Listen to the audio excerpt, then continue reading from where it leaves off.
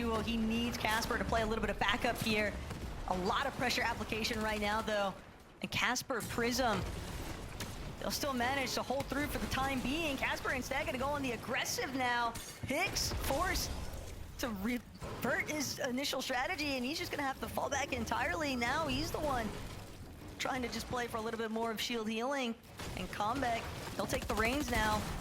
But the material count is incredibly low for Hicks and Combeck. And a side angle shot. Casper coming up big time. That's gonna be a nice...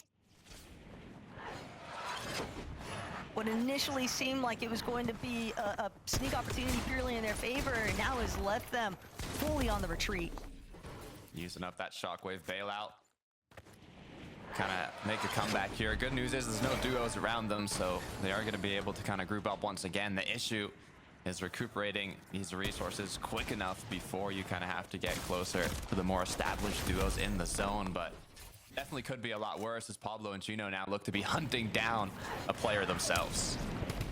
Yeah, right, I just nowhere left to run. Chino almost playing with his food right there, but 2 eliminations now for Pablo and Chino. They've done a decent job at working things through from the starting point over Far West and Logjam, but she's only the foot right now for Multi and Snozq. They're having to go up against Sato and Momzi. Sato seems like he wants to just immediately barrel into the box here, but still wants to be wary, doesn't want to give away any sort of opening shots. A big exchange between Sato and Multi, and that's going to send Multi to immediately fall back here. Snozq now looking to see if he can maybe capitalize on Sato having taken such a huge chunk of his HP. But with Momzi right behind, it's going to be all too easy for them to separate one more time. And Momzi still having a little bit of leverage with that overhead POV. A lot of close quarters combat as Shark making use of an SMG. It's interesting, in standard BR, ARs and shotguns are basically identical in terms of damage dealt, but in reload, shotguns did 4 times more damage than ARs, so quite a difference. But like we mentioned earlier, Taco, this is a completely new playing ground in these final lobbies. You can't take what we saw in opens, what we saw in heats, to decide what's going to happen here. Shark and Tmy have been loving the high ground retakes, using everything they can utility-wise to make it happen. So I think one of these games, they're bound to take it. I don't know that I would say loving it, given that they were constantly chopped, had to burn all of their materials to even look for those positions. If anything, they clearly want the high ground. They clearly enjoy holding high ground, but that is going to be a struggle if it's anything like what we saw in that secondary lobby with the constant swap outs of height. But Chino and Pablo, they know what kind of an end game they've got to really settle themselves up for.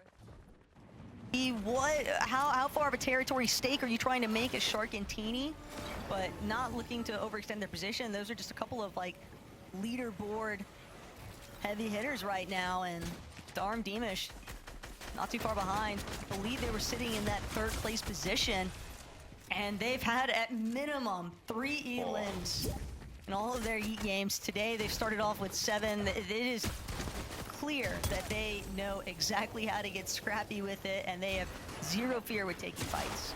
You know, we've seen how important it is format-wise as well to get a good amount of eliminations consistently. Unless, you know, wins, but Sky and Scroll now looking for a little bit more of a sneaky play, and once again just continuing to play as passive as possible, not putting themselves in those risky situations, just kind of waiting for the opportunity to come to them. It's almost uncanny though to their usual play style, at least not from what we are witnessing out of them inside of their Heat groups. And that's, I understand that, you know, obviously in a set lobby finals, you know that the competition is going to be leveled up just all that much higher, but at the same time, you don't want to lose your identity necessarily as a duo. I'm really waiting to see if they can find their rhythm, because it just doesn't look like they've really locked into their flow state just yet. Good news is they got a lot of time to do so. Minori, Darkos, kind of following behind Hero and Ping here, but they've got a long ways to go. making themselves a good little rotate into zone without having any focus put onto them.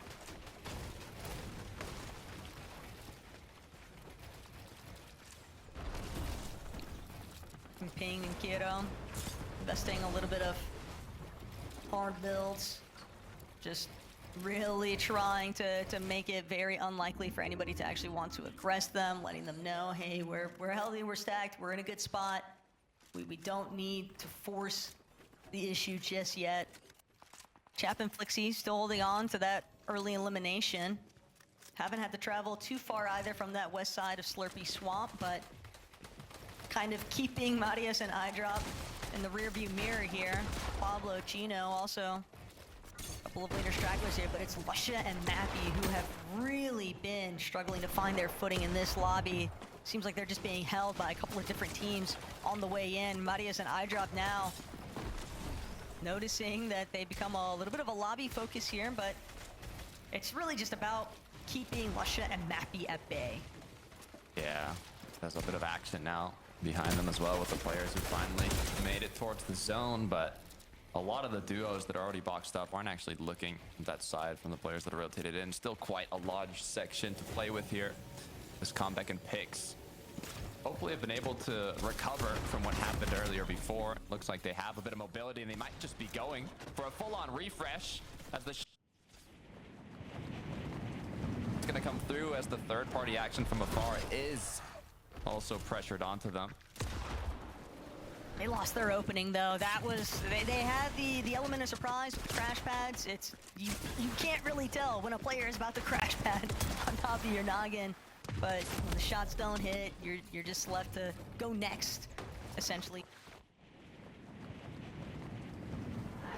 Making good use, space around them, kind of taking over full building territory, north lockdown. But I think more importantly still, Takada, is just we have seen a pretty good spread of talent between the way that they choose to play the high ground, the way that they choose to play the low. It's just about manifesting that consistency, and it's crazy to think that, and I could be wrong on this, but I do believe there are actually a couple of controller players. Oh, okay. I mean, it's interesting too. Reese was even pointing out they didn't even seem too nervous in those final moments in the end game, taking their time to land their big hitting shots. But now with back-to-back wins, you know they've got a bit of that fire fueling them with confidence. So hopefully it doesn't kind of cause them to overstep themselves and make a risky play that ends up with them getting eliminated. But we're getting closer and closer to that end game, closer and closer to the reboots getting disabled. Once this 6th zone close and 7th appears, it is going to be when reload is no longer active. Prism and Casper just lurking in the wings right now. No one close enough that they feel it necessary to try and go for any sort of brawl, but the moment the zone pools, that's what we're really waiting to see, because everyone's going to start to make their rotates and things are going to get messy, Takada, because reboots disabled. Anyone that goes down now, it is all up to your duo to try and lock things in for placement and elimination points. Mizero and Tweg just look so isolated though compared to the rest of the lobby from that overhead shot. A really good perspective. It's all about trying to defend kind of the spacing that you initially opt for, but Sky, Scroll, we've also got a good amount of gear to work with. Plenty of mobility inside of their current box.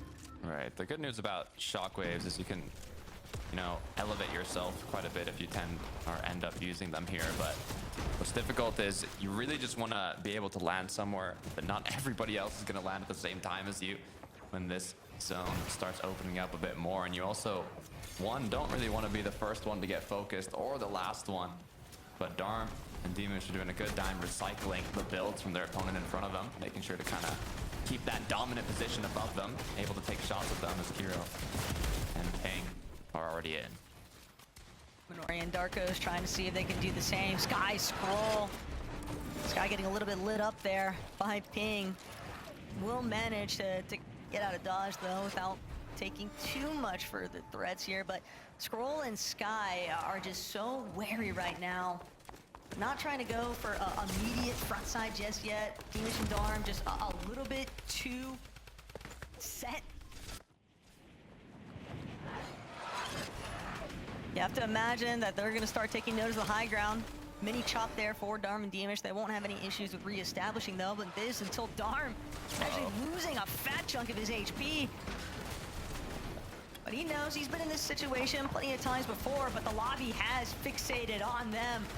They can tell that this is a duo under duress right now, and Darm, Slurp Juice will be forcibly used. Neither Tweg continue kind of just hovering around that front side low. Maybe a big opportunity for them to kind of pop up towards those high ground takes, especially with the way that Shark and Tmy were causing so much chaos, constantly challenging for it. And I'm sure it's going to happen again this time around, as nobody's fully claimed it yet. They know the danger of it in these zones, but Twek and Mydro alluding to go under the bridge. They've actually conserved a good amount of mats, making sure to cut off any players behind them and even get a bit of time to refarm. But it looks like Moppy, Lucia, they are going to be the ones up above.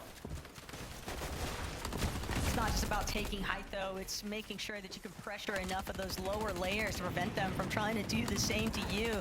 Don't want to afford to get chopped out. Slurpy Swamp's also just gonna make it a little bit easier. I mean, the buildings already being present, a little bit easier to connect to overhead as Mappy Lusha, they continue just extending upwards. Chino, Pablo, small spot of trouble here. They don't want to get cut off on this next rotate, but they might not have a choice. Chino just trying to extend to whatever space he can. There is not a whole lot of room to tarp through. You know, it's only a matter of time. Shockwave's forward. Just gonna try and head immediately towards that front side. Get ahead of the rest of the pack before they get stuck inside the congested layers. And now it's gonna be Lushy, Mappa, just connecting. Asa maybe contemplating if he wants to challenge this, but Twek and Midro, they just drop pick straight into their box. Shark and Tny trying to see if they can maybe overtake, but it's a complete cutoff here. Twek and Midro do an excellent job just finding that elimination, and Tny, it's gonna come at a price here as he finds himself getting cleared out of the lobby. Shark left alone now.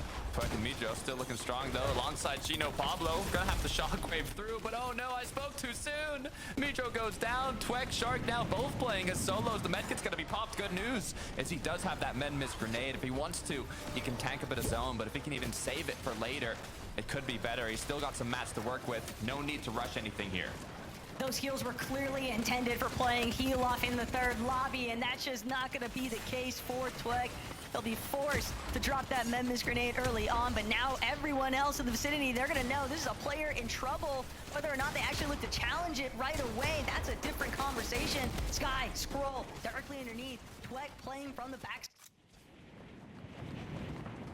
This is a solo player just trying to hold his own. He needs every single placement he can get, even eliminations, to continue extending their first place position on the leaderboard.